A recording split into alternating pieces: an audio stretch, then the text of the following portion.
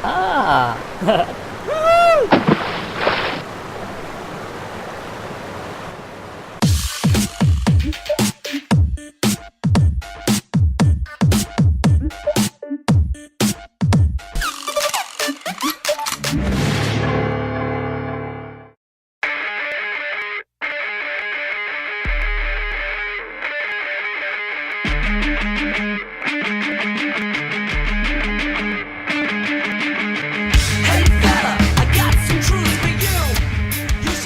Welcome to the Sleeve Takedown Festival special.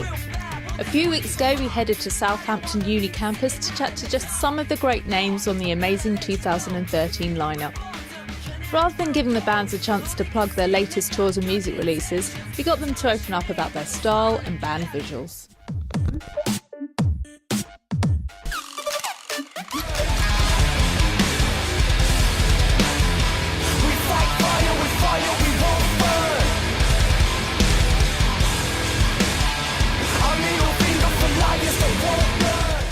So we're at Takedown Festival. How much thought process went into what you're going to wear for your performance today? A little bit. Question. I had to obviously try and match the colours up a little bit, and it's always just a band t-shirt for me at most of these gigs.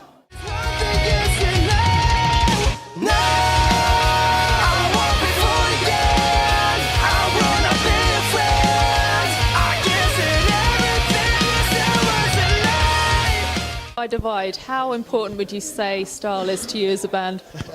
Well, Kristen spends about half an hour in his hair every morning. Yeah, it's just all about the quiff. It's gone flat, we've just played, but normally he's pretty decent.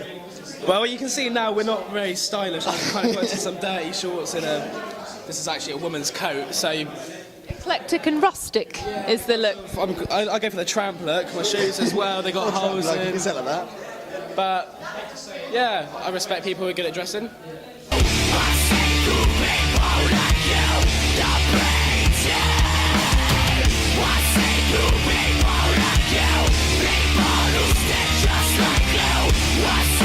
How much thought went into your clothing choices today, your ensembles for Takedown Festival? Mine was whatever wasn't in the wash basket, really. Okay. And whatever was black. I sort of went for things that are in the wash basket and things that aren't in the wash basket. Quick Febreze, iron, that's it. And what was your approach? I like to stay consistent, so it's probably what I wore yesterday, the day before, and probably the day before that. Strong. Well done. Not the same boxes though.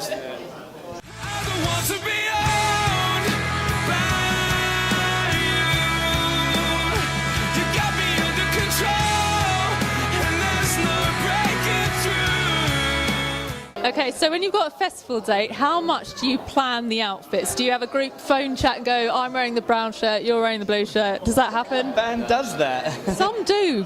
Trust me. Not us. I'm not going to... I'll get people in trouble. Sometimes before we go on stage, like if we're wearing similar t-shirts, we'll change, but that's as far as it goes. That's the limit. Yeah. Not really for shows, but there is, like, we all own a light blue cotton shirt, so maybe sometimes you have to be like, I'm wearing the blue shirt to everybody. Next it round. But other than that, no, I mean, we don't really do that kind of thing. It's pretty optional. Connection established.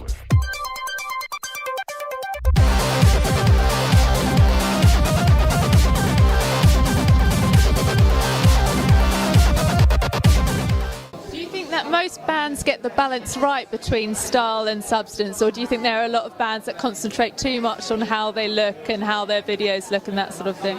Oh, there's definitely a few bands like that, yeah. It doesn't mean it's bad or good, I don't know, huh? It's just like the way they want to do it. I don't mind. If it's a cool image or whatever, I can like it, yeah. I think just as long as like they're doing it for the music and you're listening to it for the music, then like that's the most important. I think for me, like that's the most important thing. The style makes a big difference, especially in like how it attributes to the performance. But at the end of the day, I think it's always that takes the precedence, and the rest provides the context for you to really enjoy it for what it is. Stylists ever try to dress you in anything on photo shoots that you're like, oh please don't make us wear that? We're quite easy. We had a photo shoot where we were dressed up as like butchers, before, but we don't really care, do we? We're like, we'll do it. It's fine. Fun and games. It's fine, as long as our name's getting chucked around, we'll do anything. When you were growing up, what are the bands that you looked at and thought, they look cool, I want to wear stuff that they wear, I want to dress like them? Embarrassingly, Slipknot once. A long time ago. I did the boiler suit thing. Yeah. It was NERD for me. So it's a lot cooler than Slipknot now still. They haven't lost their coolness, Slipknot have. For me, age, I think it's an age thing. Oh, I remember I had a big poster of Mike Portnoy from Dream Theater with a huge drum kit. I had loads, but that's the one I come up with first, Metal Gear Solid and Final Fantasy.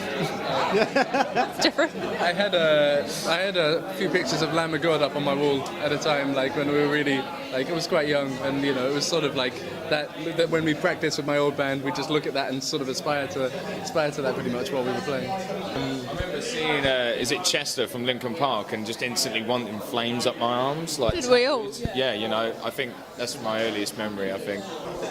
Yeah, well, Sum 41 definitely inspired a few crazy haircuts. A couple of spikes, twisted spikes. Have you ever bought an album on the strength of the artwork on the front, just because you thought that looks cool? Let's see what it sounds like. Once I have. I have, yeah. Once. What is that? I bought the Ludacris Word of Mouth album.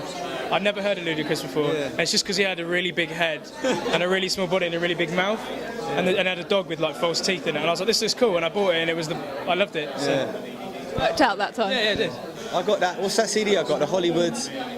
Got that band, Hollywood something, and they're all wearing masks. Hollywood Undead, is it? I think it was that. Yeah, I think I bought that because it looked pretty cool. How did that work out? It was alright. It wasn't as good as I thought it would be, but yeah, didn't really get into it too much. No. Favourite album artwork of all time, Chris? Korn. Follow the Leader. Strong choice. Lady at the Girl on the Swing? No. What's Follow the Leader? Follow the Leader is the little girl running off the thing with their... Oh, yeah, that's a good one, yeah. I really like Deftones White Pony, just because it's just... Simple. It's just so simple. It's mental. Iconic. Surely the band were like, oh, what about this? Surely someone must have been like, oh, no, yeah, we'll have that,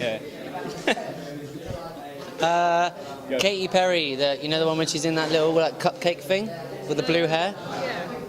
I like that one because it's got Katy Perry on it. You just love her, though, don't you? I do, yeah. Yeah. So that's it, yeah. Definitely maybe. Cover. Yeah, they're just chilling in the room. Got a big old globe throwing around. There's wine everywhere. All you need in life, basically. Somewhere in Time by Iron Maiden. Sick, that's sick one. That's tricky. Alex Gray and Tool artwork, for sure. That's always strong. I can't remember which album it was. It had like a stereoscopic like goggles that you look at and you see the image in 3D. It's incredible. Sgt. Pepper's pretty good. Solid choice. Yeah, it's a solid album cover, you know. There's a lot going on.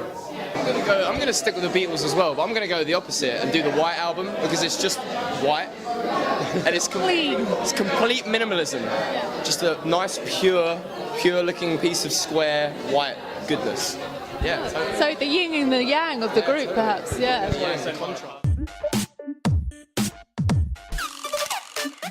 Go all arty and creative and talk about your album artwork then. So did you kind of have full input on that, or did you give it control to someone else? Yeah, it was my concept I came up with really. The last CD we brought out, the CD's called What's Worth More, and a lot of the lyrics are to do with sort of more the argument between kind of like happiness and being unwealthy and kind of being unhappy and rich and kind of that kind of argument. A lot of it sort of, and there's a song in the album called What's Worth More.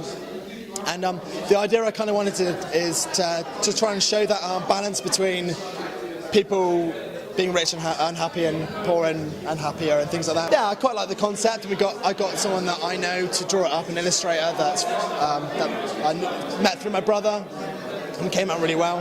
What about the caravan on your latest cover? What was the thought process behind that one? It's actually the video, the concept of it, sort of in a caravan pretty much the same size, little two-berth caravan.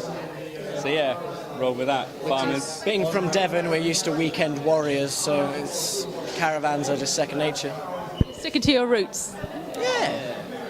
Unfortunately, it's not the actual caravan because we crashed a car in the video in the caravan. But What's the it? video is on Krang now, we're on rotation at the moment. Good plug then. Plug the video in the caravan of the cover. The only time Krang I've actually TV. spoken about our band at any point. We're on Kerrang at the moment. Out of your covers, is there one that you think that's a special cover? We've done a good job there, or I think the newest of the album, maybe today, maybe tomorrow, the new one, yeah. It's probably that's most interesting probably my out of our favourite, yeah. 3 albums. Real good yeah. colours going on, you know. Can't quite tell what it is. Yeah. What is it? Nah, I mean, like, you have to really... I think it's one of those things where, like, it catches your eye, but then you have to real kind of, like, have a good inspection of it, which is, you know, which is good. how much care do you put into your album artwork and your single artwork? Is it very hands-on, or do you just send it to your best artists that you know? I think we would have liked to, but we had a really nice piece of artwork that we were going to use, and it was incredible. But the artist just took all year and just took too long to sort it. So I had to get my mate just to knock something up, which happened to be wicked. But I'd like to say that we spent a lot more time on it, but you know, the release was pushing on, so we just had to say, let's do something along these lines. So hopefully when we get the album sorted, it will be fully hands-on, and it'll be exactly what we wanted it to be. Do you guys have tattoos?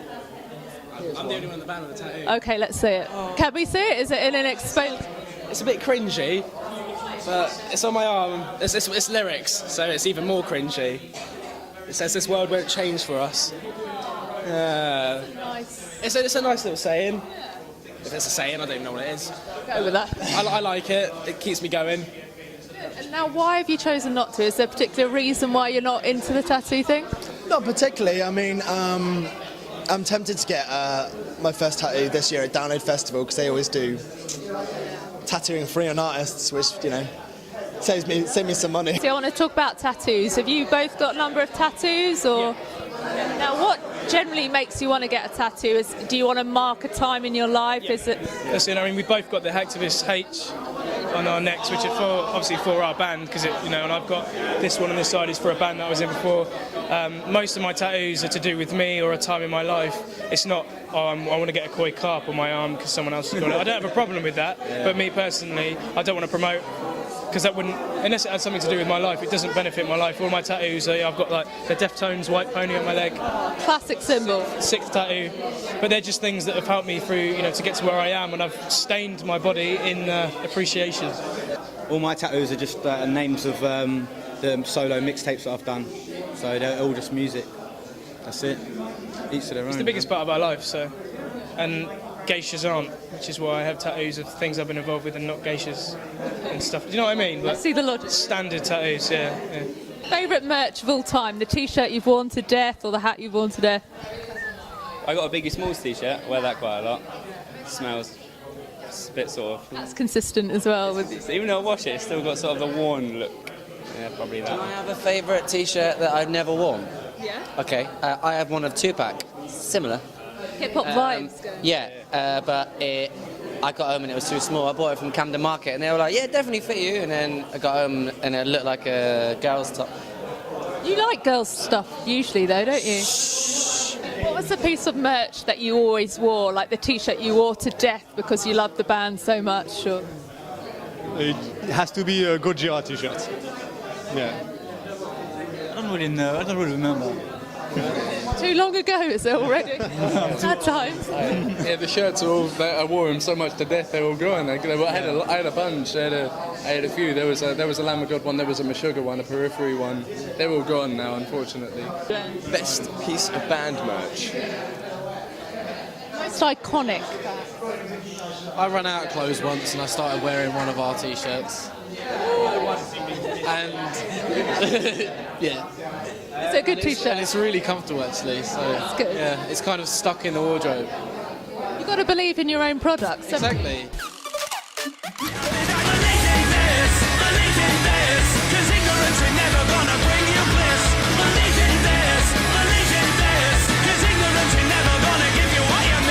How much do you consider consider what you're going to wear when you know you're coming to a festival and you're going to be on stage in front of lots of impressionable youths? I generally wear running shorts and that's it when I play, so there's not too much thought goes into it. Yeah, normally pretty clothless, to be honest. What about the comfort then for you when you play? It is, as long as you can move around on stage, I mean, that's generally what you can do. I mean, like, I think, like, I'm with you and Will, like, we don't really have many clothes, like, so it's about what you can. Especially when you're on tour, you don't want to. Yeah, you might as well just sweat it out, be naked. It's the cleanest clothes, really, especially for a festival. It's a special occasion.